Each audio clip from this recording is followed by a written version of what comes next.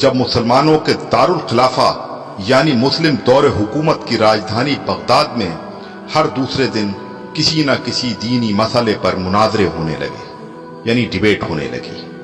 جلد ہی وہ وقت بھی آ گیا جب ایک ساتھ ایک ہی دن بغداد کے 4 الگ الگ چوراہوں پر الگ الگ مناظرے ہو رہے تھے۔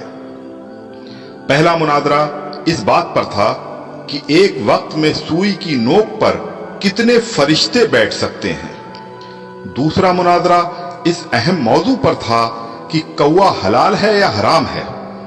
تیسرے مناظرے میں یہ تکرار چل رہی تھی کہ مسواک کا شرعی سائز کتنا ہونا چاہیے۔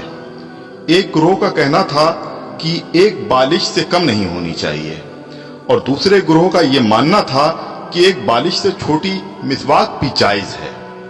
ابھی یہ ڈیبیٹ چل ہی رہی تھی کہ ہلاکو خان کی قیادت میں تتاری فوج بغداد کی گلیوں میں داخل ہو گئی اور سب کچھ تہس نہس کر دیا۔ مسواک کی حرمت بچانے والے لوگ خود ہی بوٹی بوٹی ہو گئے۔ سوئی کی نوک پر فرشتوں کی گنتی کرنے والے لوگوں کی کھوپڑیوں کی میناریں بن گئیں جنہیں گننا بھی ممکن نہیں تھا۔ کوے کے گوشت پر بحث کرنے والوں کے مردہ جسموں کو کوے نوچ نوچ کر کھا رہے تھے۔